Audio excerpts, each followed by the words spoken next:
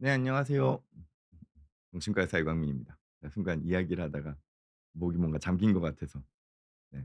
6월 16 일이고요. 6월 16일 월요일, 네, 아침 10 시에 여러분들하고 함께하고 있습니다.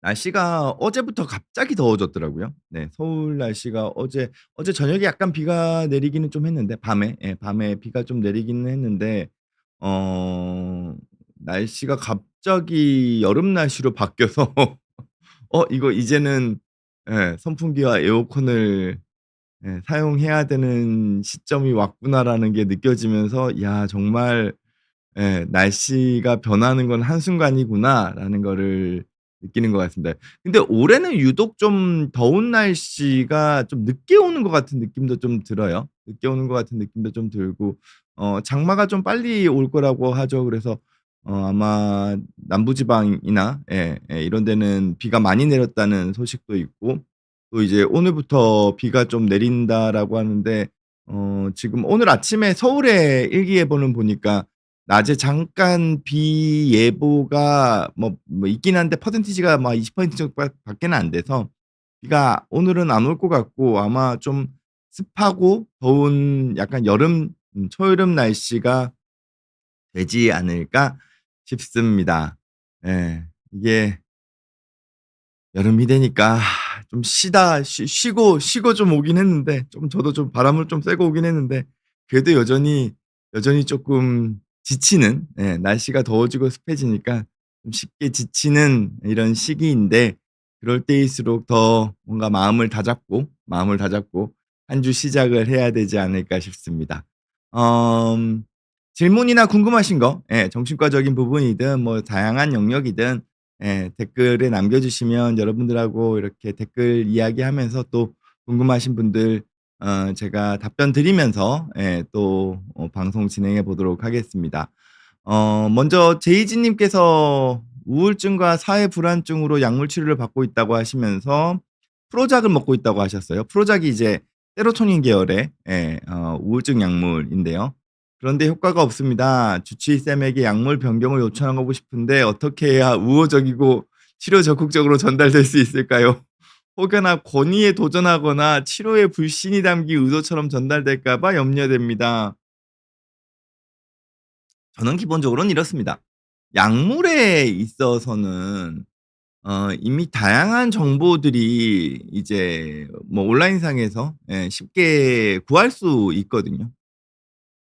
그러다 보니까 이 의사가 가지고 있는 약물에 대한 지식과 공부를 쪼끔만 한다면 일반인 분들이 가지게 되는 약물의 지식 차이가 옛날보다는 그 폭이 많이 줄었습니다. 많이 줄었습니다. 근데 다만 이제 어떤 약 종류를 선택해야 될 것이냐는 이제 그 리스트업이 머리 안에 돼 있어야 되니까 일반 분들이 하시기는 힘드시겠죠. 그건 이제 전문가의 영역이죠. 어찌 됐건 저희는 다양한 종류의 약들에 대한 리스트들을 머리 안에 가지고 있고, 환자분이 이렇게 증상에 대한 걸 얘기를 할 때 '아, 이분한테는 이 약보다는 이 약이 조금 더 효과가 좋겠다.' 혹은 '이 약과 이 약을 섞는 게 효과가 좋겠다.'라는 거에 대한 약물 처방과 관련된 그 기본적인 지식이 아무래도 풍부하게 많기 때문에 약물을 선택하는 데 있어서는 의사가 좀 더 뭐랄까요? 의사의 전문적인 능력이겠지만 그 약물이 막상 먹었을 때 나한테 맞는지, 어떤 부작용이 있는지는 먹어 본 당사자가 가장 정확하게 알 수 있습니다. 거기다가 내가 먹는 약에 대해서 공부까지 좀 하게 된다 그러면 좀 더 정확해질 가능성이 크겠죠. 근데 다만 이런 건 있습니다. 모든 약은 부작용은 바로 나타날 수 있습니다. 근데 이제 부작용에도 플라시보 이펙트처럼 플라시보의 반대 이펙트가 있어요. '내가 약을 먹었기 때문에 어떤 부작용이 생기지 않을까?' 이런 염려 때문에 내 몸에 내가 평소에 신경 쓰지 않았던 증상들을 갑자기 예민하게 신경을 써 버려요. 그러면 이거를 내가 예전에도 가지고 있었던 건데 약의 부작용이라고 착각해 버리는 측면이 있거든요. 그걸 감별하기 위해서는 하루는 약을 안 먹어 보는 거죠. 그리고 그 증상이 있는지 없는지를 파악을 하는 겁니다. 그렇게 해서 약을 먹었을 때랑 안 먹을 때랑 그 부작용을 느끼는 차이가 저명하다면 이건 부작용이겠죠. 예. 그리고 약의 효과 같은 경우에는 약 종류에 따라 좀 다릅니다만, 지금 말씀 주신 프로작 같은 경우에는 적어도 한 2주 정도는 먹어야지 효과를 좀 기대할 수 있습니다. 그리고 그 정신과 약물이라는 게 음 안전하고 비교적 꾸준하게 효과를 나타낼 수 있는 약일수록 먹자마자 효과가 아주 저명하게 나타나지는 않습니다. 오히려 안 좋은 약 계통, 중독성이 강한 계통의 약이 먹자마자 졸리고 잠을 잘 수도 있고, 먹자마자 뭔가 되게 편안하게 느껴지고, 먹자마자 뭔가 기분이 확 좋아지는 것 같고, 이런 약들은 대부분 안 좋은 약이라고 보시면 돼요. 그래서 효과가 지금 없다고 느끼는 게 기간이 좀 짧다면 쪼금 더 유지해 보시는 게 좋을 것 같고요. 그리고 우울증과 사회 불안증에서 프로작을 주로 쓰는 이유는, 프로작이 기본적으로 세로토닌 관련된 영역의 약이고, 세로토닌은 우리 마음에서, 우리 정신과 마음에서 여유감이라는 걸 만들어 줍니다. 그러니까 지금 무슨 얘기냐 하면, 저는 이제 마음의 갑옷이라고도 표현을 하거든요. 내 마음의 갑옷이 세로토닌에 의해서 결정이 되는데, 세로토닌에 의해 나한테 세로토닌이 좀 든든하게 있으면, 예, 마음의 갑옷이 쪼끔 이렇게 탄탄하게 나를 지켜주고 있는 거예요. 그럼 외부의 스트레스 요인이나 뭐 화살이 빗발쳐 와도 내 갑옷이 일정 부분 얘네들을 걸러 주거든요. 근데 세로토닌 농도가 떨어져 버리면 이 마음의 갑옷이 얇아져 버리는 겁니다. 즉, 우리 마음의 완충제라고 할 수 있는 버퍼라고도 하죠. 그 여유감이 주는 거예요. 그럼 사소한 일에도 신경이 쓰여져 버리죠. 그러면 우울증이나 사회 불안증에서 프로작을 쓰는 이유는 그런 효과들 때문이고요. 혹은 뭐 도파민 계열의 약을 좀 사용을 해서 자꾸 불필요한 생각들이 끼어드는 거를 좀 막는다거나 하는 것들도 요즘 조합상 많이 사용하는 치료 기법이기는 합니다. 약에 대해서는 어쨌든 이제는 의사가 의사 마음대로 나의 그냥 그거대로, 예, 기본적인 뭐라 그럴까요? 판단대로 "나한테 무조건 맞춰."라고 하기에는 이제 현대 의료가 사실 그쪽 방향으로 가고 있지는 않아요. 예, 아무리 의료에 대한 지식이 의사가 많다 하더라도 약물을 사용하는 데 있어서는 환자와 끊임없이 소통하면서 약으로 인한 불편함이나 이런 것들을 최소한으로 하고 약에 대한 효과를 증진시키려고 하고, 때에 따라서는 약을 점점 줄이려고 하고, 예, 나중에는 끊어 주려고 하고, 이런 노력들이 기반이 돼야 하기 때문에 그거를 쪼끔 해줄 수 있는 선생님을 우리가 만나야죠. 만나야 합니다. 그래서 뭐 "왜 내 권한인데 약에 대해서 너가 이래라 저래라 하냐."라는 식으로 의사가 태도를 가진다면, 그거는 그 의사 선생님이 꼰대죠. 이렇게 얘기하면 혼나려나? 꼰대입니다. 꼰대 의사도 있을 수 있잖아요. 꼰대 의사도 있을 수 있죠. 네. 그리고, 예, 그래서 또 제이지 님께서 제일 먼저 이렇게, 예, 질문과 어 인사는 없이 질문을 주셨고요. 네. 그래도 인사 이런 좋은 질문은 인사죠. 예. 서부인님께서도 인사해 주시면서 "고난의 주간 다 끝나셨나요?" 했는데, 예, 이번 주가 피크입니다. 이번 주가 지금 피크여서 지금 제가 요번에 어쩌다 보니까 연달아 지금 지방 강연이 다 잡혀서 지금 전국을 지금 뛰어야 되는 상황이 어쩌다 보니 되어 버렸습니다. 제가 스케줄이 좀 몰려 버렸어요. 예. 그리고 사랑이 가득한 세상님께서는 "기대되는 방송입니다." 이렇게, 예, 좋게 저희 방송을 또 이야기해 주셨고요. 배제크님, 유이님께서도, 네, 인사해 주셨고, 오현동 님께서도 저와 김준원 감독님, 최희선 PD님, 예, 또 인사해 주셨습니다. 어 밀가루만 끊자 님께서는, 예, "안녕하세요. 저는 2주 동안 밀가루 끊기로 결심했습니다. 다짐을 끝까지 잘 지킬 수 있는 꿀팁 알려주세요."라고 하셨는데, 지금 이 밀가루가 빵이랑 과자류를 이야기하시는 거겠죠? 파스타도 들어갈래나? 칼국수도 들어가겠네요. 그러면은 드시는 거를 이제 쌀만 드신다고 하신 건지, 여러 가지 이유가 있겠죠. 근데 이제 내가 밀가루 음식을 너무 많이 먹는다는 건 대부분 아마 빵이랑 과자를 중간중간에 계속 드시기 때문에 그러신 게 아닐까 싶기는 하고요. 이게 일하다가 입이 심심하면은 집중 안 되시는 분들이 있어요. 그럼 뭔가를 계속 입에 넣으면서 이제 일을 하셔야 되거나, 뭔가 공부를 하거나 일상생활을 해야 되거든요. 그래서 이제 그게 이제 밀가루가 되는 경우, 과자나 빵이 되는 경우에는 이건 완전 바로 단당류로 분해돼서 흡수가 되어 버리기 때문에 살이 찌죠. 그러니까 체중 관리를 위해서는 그냥 삼시세끼가 아닌 중간중간에 먹는 이제 불필요한 탄수화물 계통을 줄여주는 게 참 좋죠. 그런 의미에서 밀가루 끊기를 결심하셨다 그러면 저는 열심히 응원을 하고 싶습니다. 다만 이게 작심삼일이 되는 게 가장 위험한 거잖아요. 예. 사람은 이래요. 처음에는 거창하게 계획을 세운 다음에 지금 2주 동안이 이 2주 동안 밀가루 끊기라는 거 자체가 거창하냐 거창하지 않냐에 있어서 뭐 의견이 다양하실 수 있지만 저는 거창하다고 생각하거든요. 예.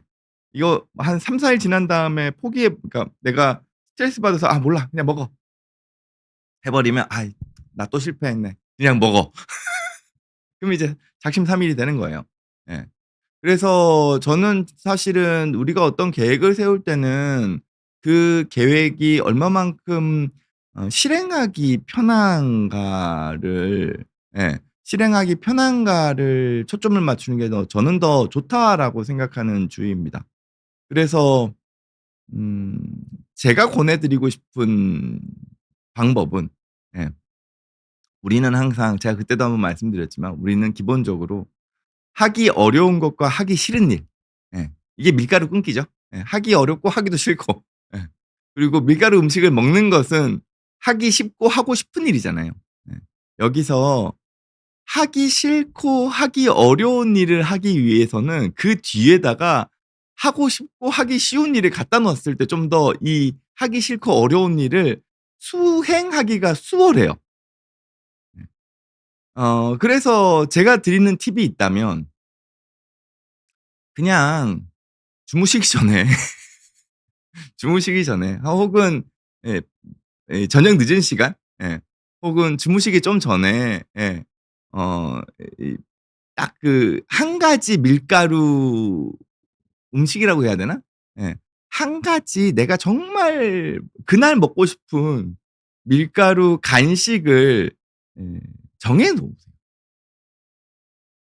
그리고 하루 종일 참는 거죠. 지금 무슨 얘기냐 하면 낮 동안에 또 뭐가 이렇게 과자나 이런 게 땡기죠. 빵이 땡기죠. 그때 '아니야. 오늘 내가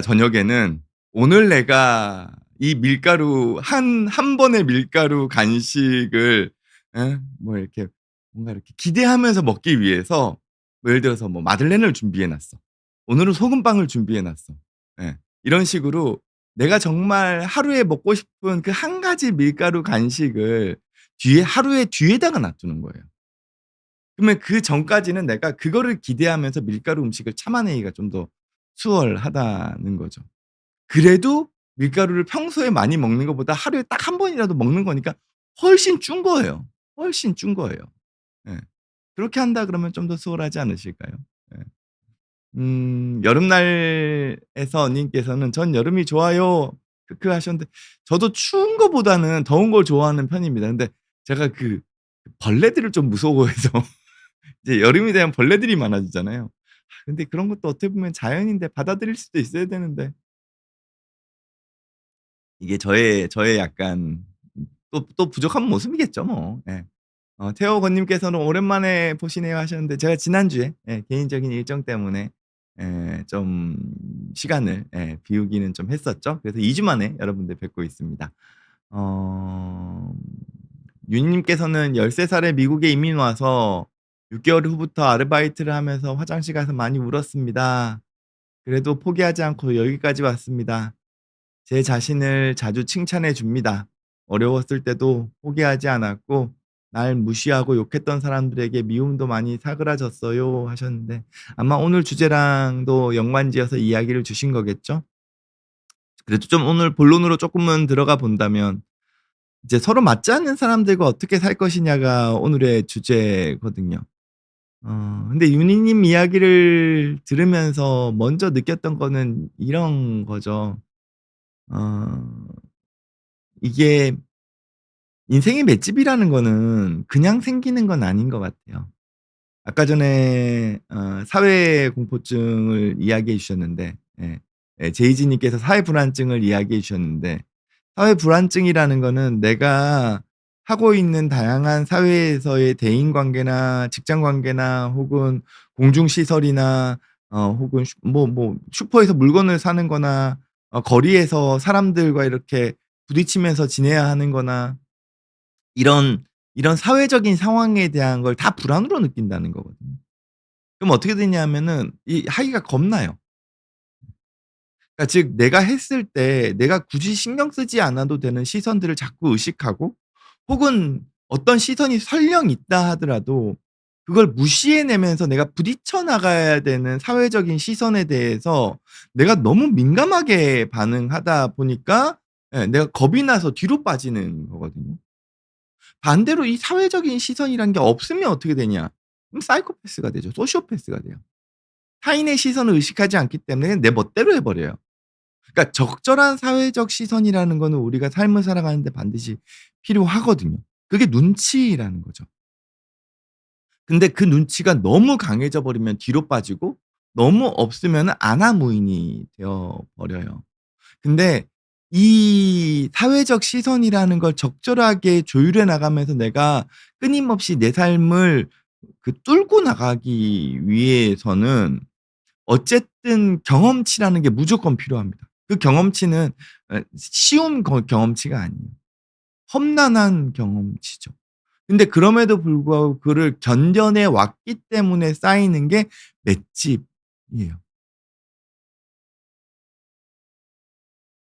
권투 선수들이 그러니까 격투기를 하시는 분들이 뭐 저는 그런 걸 좋아하지는 않습니다만 결국에는 내가 그 누군가랑 뭐 스파링을 하든 경기 시합을 하든 내가 상대방이 날리는 주먹을 피하려면 끝까지 그 주먹을 바라볼 수 있어야 되고 끝까지 그 주먹을 바라보려면 내가 이 주먹이 나를 때릴 수 있을 거에 대한 그 두려움을 극복해야지만 끝까지 바라볼 수 있고 그래야지만 피할 수 있든 막을 수 있든 한다는 거 아니에요.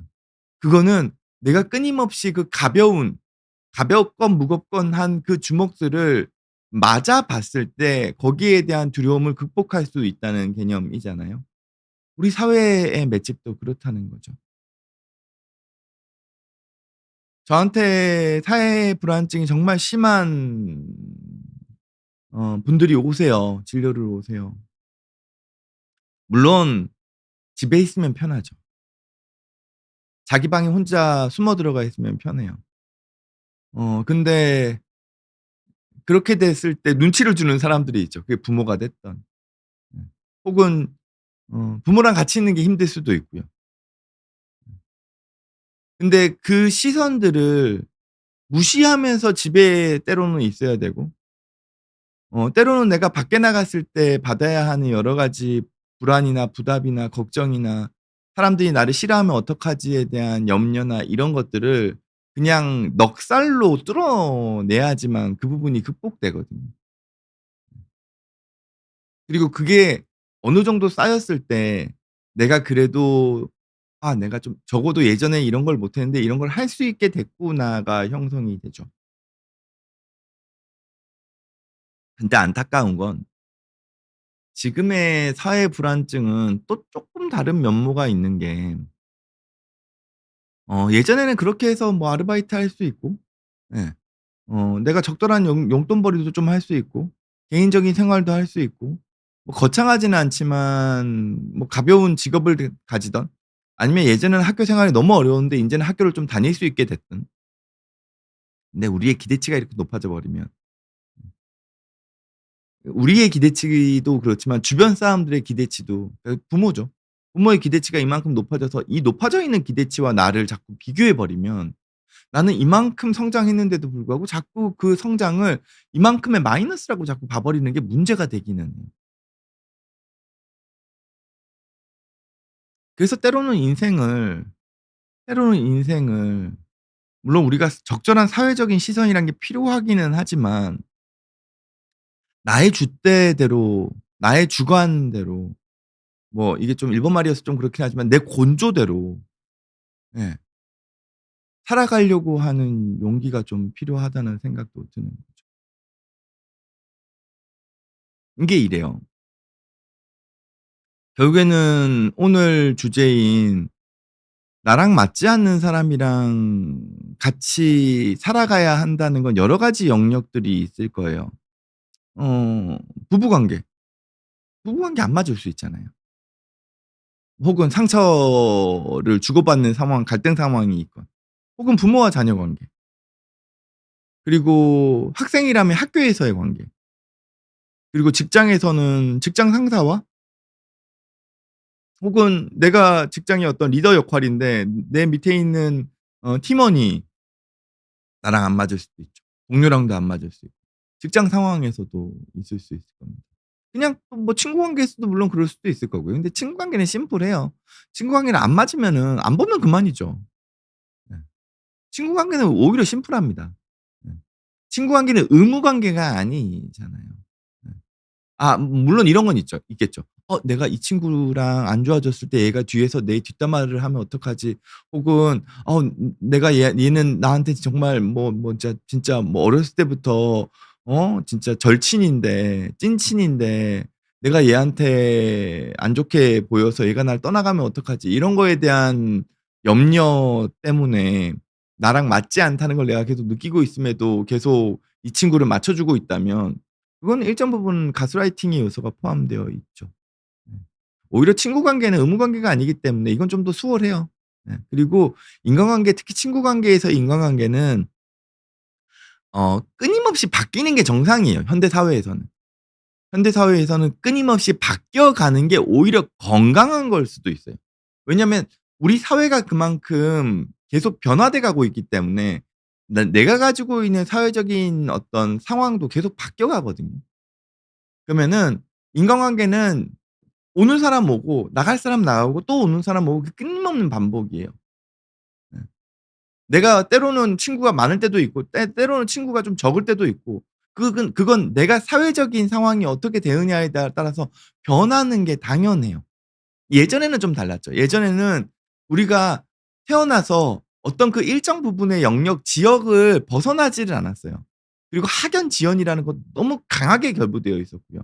직장도 뭐 평생 직장 비슷하게 돼서 은퇴하고 난 다음에도 이전 직장에서의 사람들과의 그냥 관계를 그냥 정말 죽을 때까지 이어가잖아요.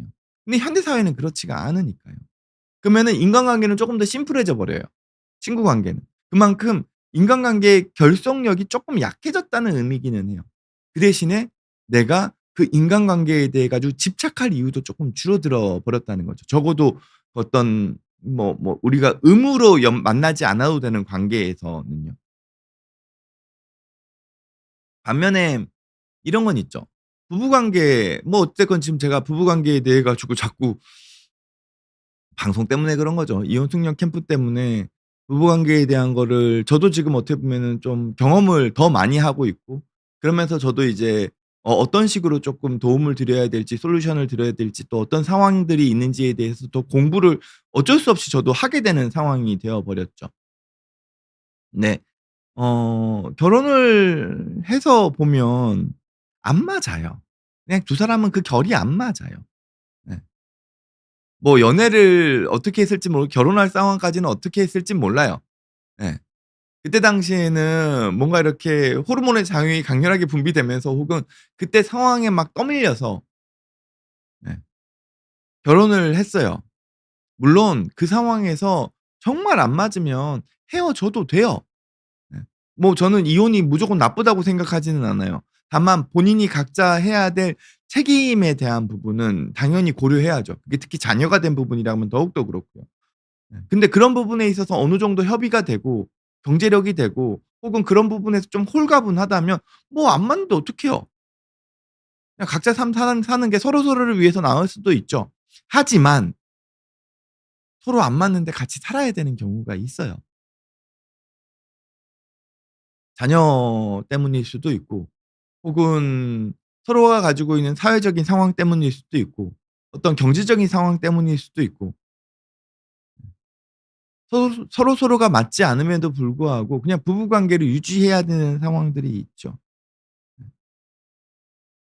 근데 이때 가장 조심해야 될 부분은 서로 맞지 않는데 내가 같이 어쩔 수 없이 살아가야만 한다면 내가 가지고 있는 책임 때문에 우리가 가지고 있는 책임 때문에 살아가야 한다면 저는 이거는 가족 관계 개념으로 들어가기보다는 그냥 비즈니스 관계로 생각하시는 게 낫다고 생각을 해요. 그리고 실제로 그게 맞고요. 그랬을 때 오히려 이 관계는 유지 가능성이 높아져요. 그러다 보면은 오히려 신뢰가 쌓이는 경우들마저 생겨요. 근데 이렇게 서로 맞지 않는 부부 관계에서 우리는 부부니까, 우리는 가족이니까 이렇게 묶여 버리면, 이렇게 기대를 해 버리면 이건 무조건 실망이에요, 서로서로. 그리고 서로서로 구속을 하게 되든지.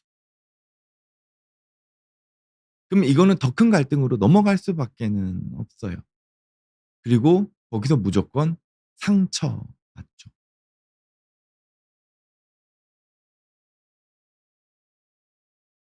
사람은 아무리 가까운 사람이라 하더라도 내 마음대로 안 돼요. 부부는 당연하고요. 그리고 여러분들 솔직히 생각해 봅시다. 나는 내 마음대로 돼요? 나도 내 마음대로 안 되거든요. 우리가 나를 내 마음대로 할 수 있다 그러면 다 열심히 잘 살죠. 근데 나 역시도 내 마음대로 안 된다고요. 내가 그 누구를 미워하기 싫어요. 내가 그 누구를 의심하기 싫어요. 내가 그 누구랑 그냥 나도 좀 이렇게 여유 있게 다 받아주면서 행복하게 남들하고 그냥 편안하게 그냥 지내고 싶어요. 근데 그게 쉽게 돼요? 내가 그렇게 쉽게 돼요?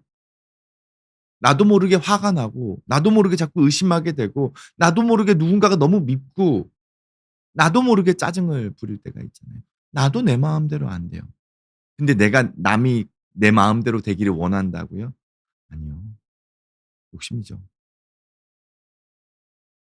우리가 그 공동의 목적이란 게 너무 강할 때가 있어요. 그게 때로는 사랑일 수도 있고 우정일 수도 있고 예 혹은 가족애 라는 개념일 수도 있죠.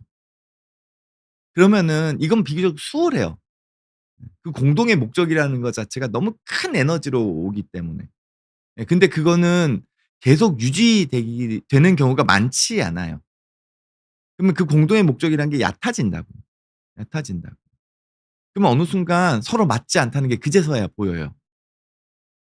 근데 그 공동의 목적이라는 게 완전히 없어져 버리면 그 공동의 목적이라는 게 완전히 없어져 버리면 그럼 같이 살 이유가 없죠. 같이 지낼 이유가 없죠.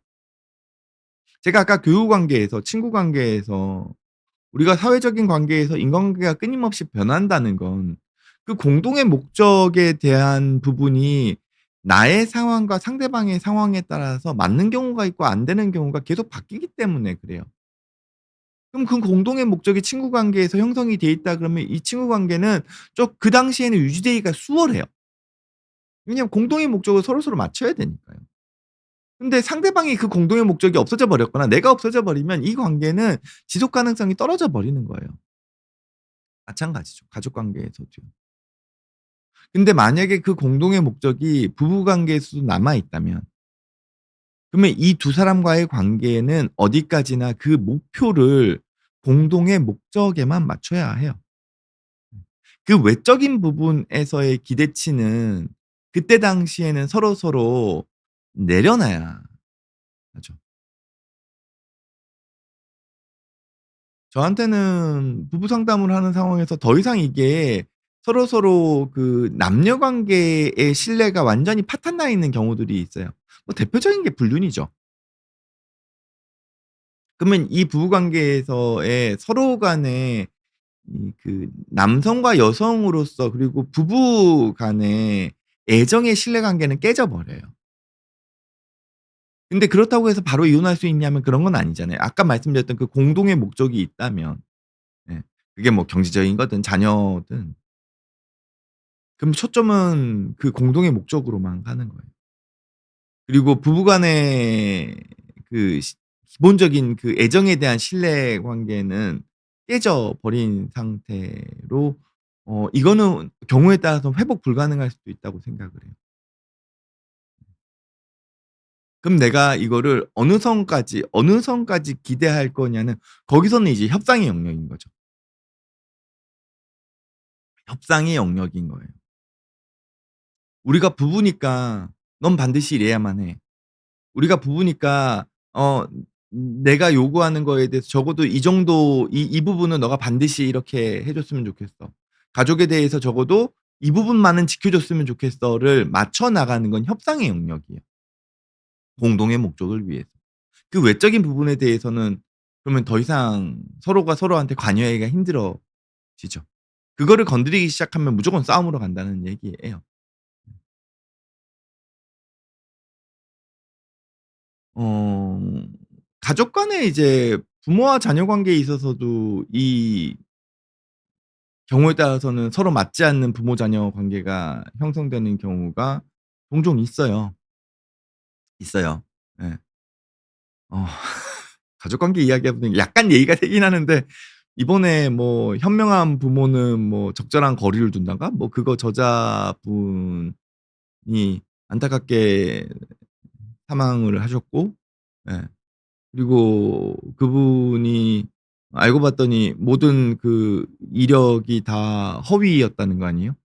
그리고 책에서 추천사 써준 그 거장 세계적인 거장 지식인들도 예 직접 연락을 해 봤더니만 "나는 그런 추천사를 써준 적이 없다." 이렇게 돼 버리고. 예. 좀 여러 가지를 생각하게 되죠. 제가 생각 약간 세긴 하는데 제가 생각한 거는 하나는 '대한민국 사회가 너무 타이틀에 목매단다.' 타이틀이 좋다 그래 가지고 그 사람이 신뢰 가능할까? 물론 저도 뭐 타이틀에 목매다는 사람 중에 한 명일 수도 있죠. 예. 근데 어 그 타이틀이라는 거 자체를 그 사람을 적어도 이렇게 신뢰하는 하나의 기본 배경으로 볼 수는 있겠지만 적어도 이 사람이 어떻게 어떤 메시지와 어떤 것들을 던지느냐, 어떤 행동을 해 가느냐, 예. 그리고 어떤 활동을 하느냐, 이런 것들이 필요한 거죠. 근데 물론 이런 것도 이해는 되죠. 예전에 비해 가지고 이 현대 사회가 유명해지기가 너무 어려워져 버렸기 때문에 그렇죠. 인지도를 쌓기가 너무 어려워져 버렸기 때문에 이 타이틀이라는 걸로 인지도를 끌어올리려고 했던 거겠죠. 근데 그 모르겠어요. 대한민국 사람들한테 그 하버드와 UCLA가 뭐가 그렇게 중요할까요? 하버드와 UCLA에서 대한민국 그 가족 관계에 대한 지식이 그쪽 대학에서 어 뭐 배우기가 충분할까요? 환경이 좀 다르지 않나요? 그럴 것 같으면 저는 오히려 대한민국 사회에서의 지식과 경험이 더 많은 게 전 낫다고 생각하지만 뭐 여튼 우리가 그런 타이틀에 너무 중시하고 있다. 네. 두 번째는 이 잘못된 마케팅이죠. 잘못된 마케팅이에요. 물론 출판업계가 힘든 부분들이 있지만 지금 어찌 됐건 이 출판사도 꽤 유명한 출판사잖아요. 근데 대중을 소위 말해서 후킹할 수 있는 걸로 지금 마케팅을 다 잡아 버렸죠. 네. 그러다 보니까 이런 이거 죄송한 건 아니죠. 어찌 됐건 사기꾼한테 걸려 가지고 본인도 당한 거죠. 그리고 본인도 그거를 어떻게 보면 마케팅에 이용한 거잖아요. 그러면 출판사에서도 할 말 없어요. 출판사에서도 할 말 없죠. 거기에 대한 기본적인 검증은 그 본인 회사에서 책을 판다 그러면 당연히 해야죠. 이거 의무 조건이에요.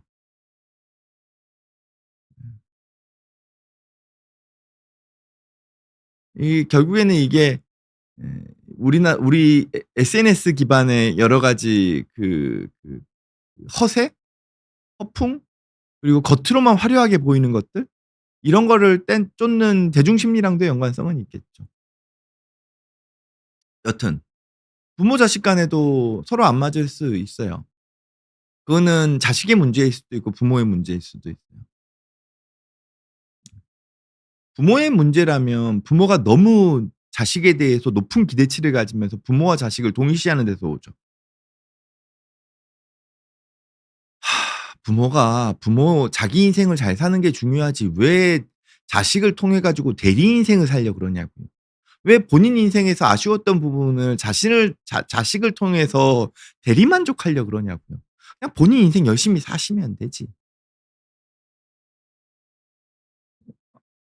쪼금 세게 얘기했나요? 예. 예 가끔 그런 부모님들을 보면 답답한 거죠. 답답한 거죠. 이게 자식을 망친다는 걸 왜 모르냐고요. 자식은 자식 인생을 스스로 살아갈 수 있을 때 나중에 가장 빛이 나요. 부모의 기대치를 맞춰서 빛이 나는 게 아니라. 예. 그 부모의 기대치를 맞춘다는 건 딱 그 초등학교 전 연령대까지. 적어도 초등학교 초반까지. 음. 초등학교 이제 고학년이 되면은 부모의 기대치를 맞추는 걸 벗어나서 본인이 본인을 위해서 본인의 삶을 살아가는 거를 시작을 할 줄 알아야 해요. 근데 지금의 부모님들은 자꾸 본인의 인생을, 예? 본인의 인생인 것처럼 자식의 인생을 키워 나가려고 하니까 지금 이 문제가 발생하는 거죠. 그러면 안 맞아요, 자식 입장에서 부모랑. 때에 따라서는 이런 경우도 있어요. 저한테 이제 이 진료를 오시는 경우인데 자녀의 기질이, 자녀가 가지고 있는 타고난 기질이, 이거는 이게 못 바꾸는 기질이에요. 그러니까 그냥 정말 그냥 본인의 세계가 확고해요. 태어날 때부터 그래요. 예, 이게 본인의 고집이라면 고집이고 본인의 세계관이라 그러면 세계관이고, 본인의 타고난 뭐랄까, 타고난 자신만의 세계예요. 그런 자녀들이 있어요. 그냥 그런 자녀들이 있어요. 이걸 뭐 아주 넓은 개념으로 생각하면은 이제 자폐의 영역이라고도 보는데, 이거는 뭐 아주 부정적인 자폐는 아닙니다. 예. 근데 이 친구들은 뭐라 그럴까? 부모가 끌고 가는 게 불가능해요. 학교 선생님이 끌고 가는 것도 불가능해요. 네. 적어도 기본 사회적인 기술에 대한 건 교육으로 가능하지만 본인이 삶에서 하고자 하는 방향성은 타인의 영향을 전혀 받지 못합니다. 그냥 본인이 꽂혀서 하는 거예요. 그리고 이게 특히 성인기로 접어들어 버리면 그다음에는 더 못 바꿔요. 더 못 바꿔요. 근데 그거를 부모가 계속 바꾸려고 하시는 경우들이 있어요. 이거는 부모가 포기해 줘야 돼요, 죄송하지만. 그냥 얘한테 맡겨 놔야 돼요. 죽이 되든 밥이 되든. 당연히 부모의 기대치에는 상당히 못 미칠 가능성이 높고요. 혹은 생뚱맞는 영역에서 부모의 기대치를 맞출지도 모르죠. 아마 저희 부모님도 제가 이쪽 방향에서 이런 식으로 사회적인 역할을 해 나갈 거라고는 제가 어릴 적에 별로 기대 안 하셨을걸요? 못 하셨을걸요? 예. 이 인생은 때로는 내가 예상하지 못했던 방향에서 풀려버리기도 해요. 그렇다 그러면은 방법은 이거죠. 부모 입장에서는 자녀에 대한 욕심이 너무 많아지려고 할 때, 내 인생에 대한 대리만족을 자녀를 통해서 하려고 할 때 이거는 조절 가능해요. 이건 조절 가능한 영역이에요. 이건 부모가 바꿔 줘야죠. 반면에 자식이 너무 강하다. 이것도 부모가 바꿔야 돼요. 부모가 포기해야 돼요. 이건 어쩔 수 없어요. 이건 부모가 이렇게 자녀가 너무 강하기 때문에 이건 안 바뀌어요. 안 바뀌어요. 음. 대신에 이런 건 있을 수는 있겠죠. 자녀 입장에서 생각해야 되는 건, 예, 본인의 삶은 본인이 책임져야 해요. 그게 죽이 되든 밥이 되든. 그리고 부모로서 알려줄 수 있는 가장 큰 교육은, 예, 부모가 현실의 삶을 열심히 살아가는 모습을 보여주고 거기에 대해서 책임지는 모습을 본을 보여준다면 자식에게 "나도 이렇게 살았으니 너도 이렇게 살아야 한다. 이게 사회를 살아가는 하나의 인생의 인간의 삶이란다."라는 걸 알려주기가 수월하겠죠. 이게 어떻게 보면 부모 자식 간에 서로 맞지 않을 때, 예, 현명한 부모는 적절한 거리를 둔다에 대한 진정한 해답일지도 몰라요. 사회생활을 할 때, 직장 생활에서, 예, 직장 생활에서 서로 맞지 않을 때, 예, 내가 밑에 사람의 입장이라면 선택은 둘 중에 하나예요. 때리치고 나가든가. 예. 근데 때리치고 나가는 거에는 여러 가지 위험 부담이 있죠. 내가 그 직장을 들어가기 위해서 겪어왔던 여러 가지 과정들, 그리고 내가 이 직장을 그만두고 나갔을 때, 예, 내가 받게 되는, 예, 경력상의 이 짧은 경력에 대한 그 리스크를 내가 감수해야죠. 감수해야 하는 거예요. 예, 그러면 상관없어요. 내가 받아들이겠다는데요, 뭐. 내가 이거 내 이 직장 상사랑 너무 안 맞아서, 이 직장 동료랑 너무 안 맞아서 나 때려치고 나간다. 근데 내가 여기서 생길 수 있는 여러 가지 위험 부담은 내가 감수하겠다. 그리고 내가 이 위험 부담에 대한 거에 대한 반대급부로 다른 직장에 가서 더 열심히 무언가를 할 수 있다면 그거는 오히려 전화위복이 될 수도 있죠. 다만 이런 건 있어요. 내가 일정 부분 이 기간 동안에 일정 시간을 이 불편한 사람과 견뎌냈을 때 내가 적어도 어느 정도의 그 어떤 그 트레이닝이라고 표현하죠, 우리가. 사회적으로 내가 어떤 역할을 하는 데 있어서 직업적으로 역할을 하는 데 있어서 내가 어떤 자격 조건을 가지기 위해서 어쩔 수 없이 견뎌 나가야 하는 그 시간이라는 게 있거든요. 네. 의사들 같은 경우에는 뭐 의과대학도 마찬가지겠지만 예 뭐 인턴 레지던트도 그렇죠. 뭐 거기서 좀 더 한다 그러면은 뭐 박사학위 과정이든지 펠로우 과정이라든지 이런 것들이 있겠죠. 그런 과정들을 거쳐내야지만 내가 또 한 사람으로서의 그 직업군 내에서 어느 정도의 인정받는 위치를 찾을 수가 있거든요. 만들 수가 있거든요. 그러면 내가 안 입고 좀 답답하고 화가 나고 내가 좀 억울할 때도 있고 너무 일하는 데 있어 가지고 내가 치이고 내가 착취당하는 느낌마저 들지라도 내가 이 경력을 얻기 위해서는 버텨내야 하는 경우들이 생기죠. 그리고 다만 이거는 이걸 내가 버텨냈을 때 얻게 되는 보상이나 경력이나 예 소위 말해서 무언가에 대한 성취가 어느 정도 보장되어 있을 때 내가 참아낼 수 있어요. 그거 없이 그러한 거 없이 야 인간관계 그러니까 직장 생활은 사회관계는 밑에서 좀 구르다 보면은 위에 있는 사람들이 챙겨 주고 그러다 보면은 네가 어 사회적으로 직장 내에서 직업적으로 너가 인정받을 수 있는 거야. 그러니까 너 내 말 들어. 근데 정확하게 보장되어 있는 건 없어요. 그렇다 그러면 이건 자칫 폭력이고 가스라이팅일 수 있어요. 그건 내가 도망치고 나가야죠. 제가 의과대학 다닐 때 제가 예전에도 한번 말씀드린 적이 있는데 뭐 저희 의과대학은 제가 다녔던 의과대학은 그 고등학교 동문이라는 게 되게 강했어요. 그리고 제가 있었을 때는 그 고등학교 동문의 어떤 그 후배들을 대하는 양식이 뭐 가히 폭력적이었어요. 말도 못 해요. 뭐 말씀드리면은 이거는 뭐 거의 이거는 하여튼 뭐 도저히 사회적으로 받아들일 수 없는 영역의 수준이었어요. 예. 근데 그게 왜 유지되냐고요.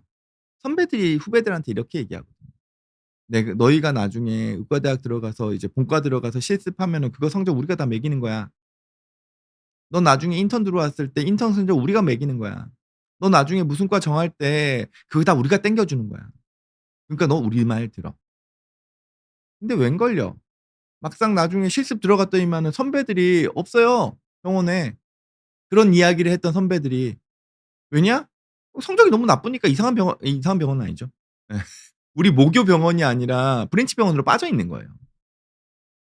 인턴 레지던트 들어갈 때도 마찬가지였어요. 그러면 그거는 보장돼 있지 않은 예 가스라이팅이죠. 그렇다 그러면 그거는 박차고 나가는 게 맞는 거예요. 근데 제가 레지던트 할 때도 뭐 여러 가지 어려운 상황들이 있었어요. 뭐 맞지 않는 사람도 있을 수 있죠. 근데 이거는 내가 보장돼 있는 그 무언가가 있잖아요. 적어도 레지던트를 마치면 전문의가 되니까요. 그리고 그 과정 동안에 이 한 사람은 불편하지만 다른 사람들로부터 내가 트레이닝 되는 건 분명히 있거든요. 그렇다고 그러면 그건 버텨내야 하는 거예요. 마지막으로 그냥 직장 상사 입장에서 나의 뭐 요즘은 팀원이라고 많이 표현하죠. 안 맞는 경우. 그리고 요즘은 MZ이기 때문에 뭐 물론 이 MZ라는 표현이 어떻게 보면은 구시대적인 시각에서 이 지금의 세대를 이해하지 못하는 표현일 수도 있다고 생각은 해요. 그걸 너무 이렇게 예 이해해야 하는 영역을 '아 얘네들은 이해 안 돼.' 약간 이거를 MZ로 막 포장하는 게 있어 가지고 저는 사실 에 안 쓰려고도 합니다만 어찌 됐건 간에 MZ 세대와 뭐 이렇게 같이 일을 하는 데 있어서 예전에는 이제 밑에 있는 직원들이 힘들어했다면 이제는 직장 상사도 힘들어하죠. 예 그리고 이 사회 자체가 이제 어떻게 보면은 좀 더 뭐 오픈되어 있는 과정으로 가고 어 약간 이렇게 상하 관계를 중시하기보다는 협력 관계를 중시하다 보니까 뭐 내가 상사라 그래 가지고 막 갑질하고 막 내 마음대로 끌고 가고 옛날에는 내가 이렇게 윽박지르면 내가 이렇게 어떻게 어느 방향으로 쫙 단순하게 할 수 있었는데 이제 내가 했던 시절이랑 다르거든요. 그러면 이제 답답하죠. 근데 거기서 보면은 되게 자기 주장이 강한 친구들이 있어요. 혹은 주변 사람들과 협력이 안 되는 친구들이 있어요. 그러면 이제 나랑 안 맞는 친구들인 거죠. 어떻게 좀 이야기를 해 보려고 그래도 뭐 내가 예상했던 방향이랑 정반대 방향으로 계속 튀어져 나가 버려요. 그럼 다른 방법은 없죠. 기대치를 낮추는 수밖엔 없어요. 자녀랑 똑같아요. 기대치를 낮춰야 해요. 자녀랑 다른 점은 적어도 자녀는 내가 그래도 책임에 대한 영역이 쪼끔은 더 넓고 깊다면 네. 예전과 달리 직장 상사로서 팀장, 직원에 대한 책임과 뭐라 그럴까요? 그 로열티 영역은 옛날보다는 줄어들었어요. 왜냐면은 직장에 대한 결속력이 옛날보다 좀 약해져 버렸기 때문에요. 그거는 직원들 역시도 마찬가지일 거예요. 언제든지 떠나가 버리는데요 뭐. 그러면 기본적으로는 기대치를 낮추고 그리고 특정 영역에서 계속 이렇게 일적인 부분에서 나의 의사가 제대로 그러니까 내가 원하는 수준을 맞춰내지 못한다면 이거는 교육밖에 답이 없어요. 그리고 그 교육은 아주 구체적이어야 해요. 그리고 피곤하지만 내가 그 직원이 하는 여러 가지 일들에 대해서는 시작부터 마무리까지 다 꼼꼼히 확인해 주는 수밖에 없어요. 그걸 통하면 일정 부분 교육을 통해 가지고 이 친구의 능력이 다소 올라오기는 해요. 예. 근데 이럴 수는 있죠. 알아서 잘하는 건 못해요. 그런 친구들이 있어요. 좀 이렇게 내가 뭘 원하는지 알겠지? 알아서 좀 잘해 봐봐. 아 내가 이렇게 얘기하면은 이제 내가 의도하는 건 알겠지? 그러면은 내가 막 믿고 맡길 테니까 한번 해 봐봐. 이건 안 될 가능성이 커요. 이거는 약간 그 사람이 가지고 있는 마인드와 마인드셋과 그리고 그 사람이 가지고 있는 공감 능력과 그 사람이 가지고 있는 어떤 기질적인 눈치 이런 것들이 다 필요한 건데 그게 부족한 거기 때문에 이거는 믿고 맡기는 거 자체는 한계가 있을 수 있죠. 그럼 어쩔 수 없어요. 난 기대치를 낮추고 얘가 하는 일에 대해서는 구체적으로 지시하고 구체적으로 내가 확인해 주는 수밖에 없죠. 피곤하지만 그래도 그렇게 하면은 적어도 이 친구를 내 팀 안에서 끌고 갈 수는 있어진다는 거예요. 직장 내에서는 말이죠. 자 이야기가 쪼끔 길어져 버렸지만 그래도 질문들 주신 거 좀 답변을 드리면 ADHD는 더 이상 좀 안 할게요. 제가 너무 자꾸 ADHD에서 안 좋게 이야기를 하니까 예. 어 안 좋게 이야기를 하니까 이제 약간 이렇게 저도 쪼끔 다른 정신과 선생님들한테 송구스럽기도 하고 예. 다만 이런 건 있죠. ADHD를 먼저 보기보다는 저는 'ADHD 주변에 있는 질환을 먼저 보는 게 맞다.'라고 생각을 해요. 예. 그리고 그냥 구구모님께서 "쉬어도 지치면 어떻게 해야 하나요?" 예. 이건 있습니다. 마중물이라는 개념이 있어요. 정신과 영역에서 쓰고 다양한 영역에도 쓰는데요. 이제 우리가 옛날에 쓰던 이 펌프질하는 이 우물물 푸는 이거는 처음에 마중물이라는 걸 넣어 줘야지만 그다음부터 펌프질했을 때 물이 나와요.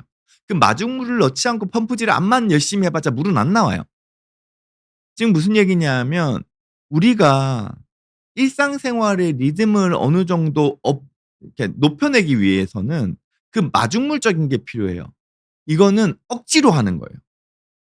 "쉬어도 지치면 어떻게 해야 돼요?"라는 부분에 있어 가지고는 쉬어도 지친다는 의미는 내가 그 마중물적인 요소에서의 내가 억지로 하는 삶에서의 반드시 필요한 영역들을 하지 않기 때문일 수도 있어요. 그게 바로 루틴이에요. 예. 그래서 어떻게 해서든지 일 주일에 한 번 1 시간이라도 그 루틴을 한 번 내지 두 번을 집어넣으려고 애를 쓰시는 거죠. 데제크님 "맞지 않는 사람들을 만나지 않으면 점점 혼자가 될 것 같은데 사회성에 문제가 없을까요?"인데요. 저는 사실은 이 사회가 어떤 방향으로 가는지에 대한 거를 끊임없이 고민하는 정신과 의사가 저의 롤 모델이에요. 제가 그렇게 할 수 있는 능력이 있다는 건 아니고요. 제가 지향하는 바는 그래요. 과거에는 사회성이 정말 중요했죠. 하지만 현대 사회는 점점 그렇지 않은 걸로 가는 것 같아요. 심지어 직업적인 영역에서 온라인으로만 일을 하면서 내가 1 도 사회생활을 하지 않고 사람을 아예 만나지도 않고 나의 일상적인 삶을 그냥 평생, 그리고 경제적인 역할, 사회적인 역할 다 하면서 집안에서만 지낼 수도 있어요. 그래도 건강하게 사는 사람들이 실제로 소수지만 있고, 이러한 사람들은 앞으로 더 늘어날 가능성이 높다고 생각을 해요. 예전에는 프로그램 개발자 같은 경우죠. 그리고 온라인 쇼핑몰 같은 것들을 운영하시는 분들이라거나 이런 분들 같은 경우에는 다 그냥 집에서 그냥 일을 하시는 분들도 있어요. 그리고 독특한 경우였는데, 제가 갔던 최근에 했던 한 유튜브 어 그 방송을 하시는 분은 집이 스튜디오예요.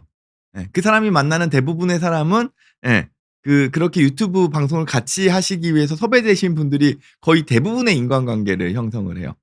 그러면 그것도 생각보다 되게 건강한 인간관계죠. 하지만 깊이는 많지 않겠죠. 왜냐면은 일회성 만남들이 많으니까. 근데 그것도 일이죠.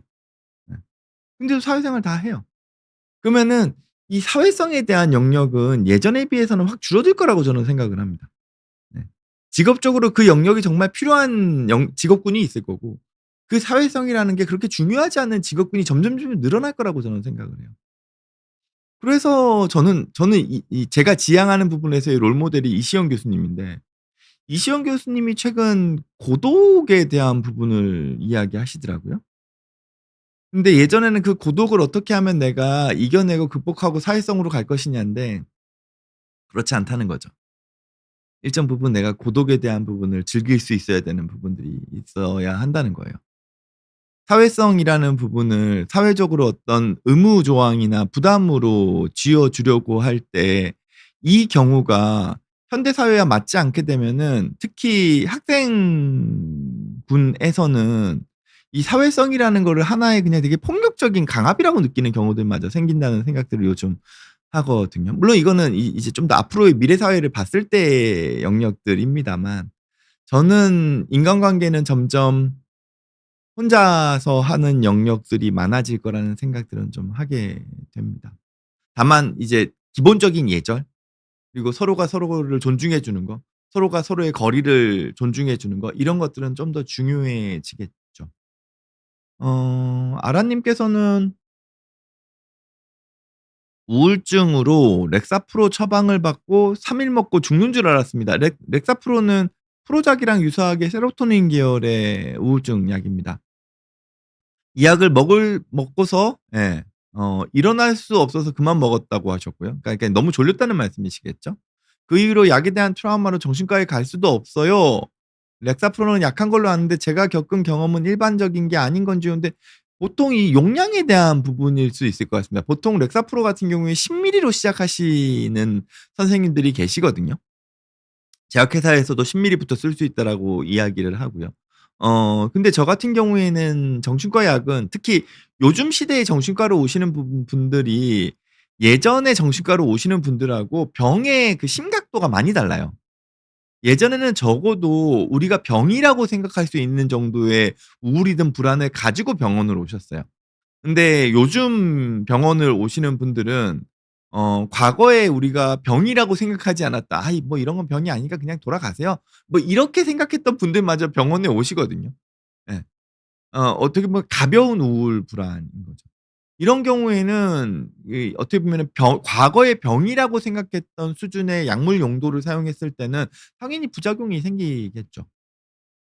넥사프로를 저 같은 경우에는 그냥 처음에 사용할 때는 5mm를 반으로 잘라서 2.5mm부터 사용하는 경우도 있습니다.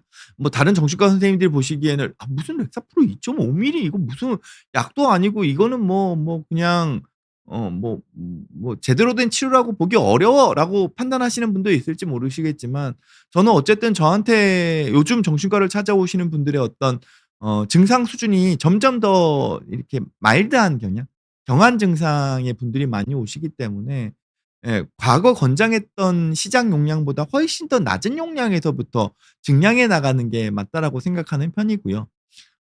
경우에 따라서는 렉사프로가 안 맞는 경우도 있습니다. 안 맞는 경우도 있고 정말 특이 체질로 안 맞는 경우들도 있습니다. 근데 특이 체질로 안 맞는 경우는 가능성이 극히 떨어지고 모든 약에서 다 그냥 불특정 소수로 불특정 소수로 발생하는 거기 때문에 이건 사실 예측할 수가 없어요. 예. 그렇다 그러면 이거는 사실 의사의 잘못이라고 보기도 어렵습니다. 반면에 세로토닌 계열의 약이 안 맞으신 분들이 있어요, 실제로요. 예. 먹었을 때 그냥 뭔가 이렇게 먹먹하다고 표현하세요. 예. 그냥 뭔가 이렇게 마음이 이렇게 막 뭔가 이렇게 종이장이 된 것처럼 별 감정이 느껴지지 않는다라고 이야기하시는 분들도 있고 어떤 분들은 자꾸 하품이 난다고 이야기하시는 분들도 있고 그냥 계속 졸리다고 이야기하시는 분들도 있습니다. 그런 분들은 그냥 세로토닌 계열의 약이 안 맞으신 거예요. 그렇다 그러면 다른 계열의 약으로 바꿔서 사용을 해야 하는 거죠. 근데 이제 그거를 진료 상황에서 파악을 할 수 있는 부분도 있지만 요즘은 이제 진료 시간이 점점 정신과도 이제 짧아져 간 상황이기 때문에 파악을 못하면 약을 쓰고 난 다음에서야 "아 이 약이 안 맞으시기 때문에 다른 약으로 바꿔 주셔야 될 것 같습니다."라고 그렇게 설명을 해 드리기는 합니다. 그리고 한여름밤의 꿈님께서 뭐 길게 적어 주신 거 한번 볼까요? 결혼 후에 한여름밤의 꿈님께서는 "결혼 후 신경증 있는 분들과 가족으로 엮여서 너무 힘이 듭니다." 아마 시댁이나 혹은 그 아내분 가족분들 중에서 신경증이 있는 분들이 있나 보죠. 강박적 성향도 강하셔서 본인 강박으로 통제하시려는 것도 강하고 여러모로 힘이 드네요. 그러한 기질적 성향 에 가족력이 존재한다는 것도 결혼 후에 알게 되었네요. 제가 너무 무지했나 봅니다. 이게 만약에 내가 같이 살고 있는 배우자라면 결혼 후에 배우자가 예전에 생각했던 것과 다른 기질적인 문제가 있다는 걸 알게 됐다면 그렇다 그러면 이게 치료 가능한 영역인지 혹은 이게 치료가 불가능한 영역인지를 파악하는 게 우선이겠죠. 그래서 조절이 가능한 영역이라 그러면 일정 부분은 어 당신의 이런 증상들 때문에 나도 이렇게 좀 이렇게 힘이 들고 그리고 같이 살아가기가 좀 어려운 부분들이 많고 그리고 그런 것 때문에 자꾸 우리가 갈등으로 넘어가니 우리가 이런 부분들에 있어 가지고는 조금 치료적인 부분에서 도움을 받았으면 좋겠다에 대한 거를 이야기하시는 게 맞다라고 보고요. 근데 다만 이게 치료가 안 되는 영역이다. 타고난 그냥 기질이다. 예. 예 안 바뀌는 영역이다. 라고 한다 그러면 이건 받아들여야죠. 이건 받아들여야 해요. 얼마 전에 저한테 오셨던 분이 이래요. 그냥 가족분이 배우자가 그냥 뭐 보니까 연애할 땐 몰랐는데 뭐 결혼해서 보니까 옷도 함부로 그냥 벗어 놓고 양말도 그냥 거꾸로 뒤집어 놓고 그냥 뭐랄까요? 음식 같은 거 먹고 난 다음에도 그냥 이렇게 얹어 놓고 컵 같은 것도 그냥 쓴 컵도 쓰면 참 좋고 쓴 다음에 다시 설거지대에 갖다 놓으면 좋은데 그런 걸 안 한다는 거죠. 그런 걸 안 한다는 거죠. 이제 물론 이제 이게 심각한 문제가 되는 경우 예를 들어서 음식을 그냥 대충 놔둬 가지고 이게 상해서 벌레가 꼬인다 그러면 이거는 강하게 얘기를 해야죠. 왜냐면 이건 피해가 분명하게 발생을 하잖아요. 근데 그 밖의 영역에 있어서는 사실 물론 이렇게 "이런 거 좀 조심해 줘."라고 얘기하면은 가능할지는 모르겠지만 이게 확 좋아지기는 어려워요. 대표적인 게 이런 거죠. 어떤 분들은 치약을 끝에서부터 이렇게 쫙쫙쫙 짜 가지고는 깔끔하게 치약을 쓰셔야 되는 분들이 있고 어떤 분들은 치약을 대충 쓰는 사람이 있어요. 그거를 아무리 배우자가 옆에서 치약을 밑에서부터 해 가지고 이렇게 해 가지고 깔끔하게 좀 해 가지고 딱 옆에다 놔둬 줘. 그리고 뭐 세숫대야 쓰고 난 다음에 주변에 물 안 남게 그래도 한번 딱 이렇게 닦아 가지고는 좀 깔끔하게 관리 좀 해 줘.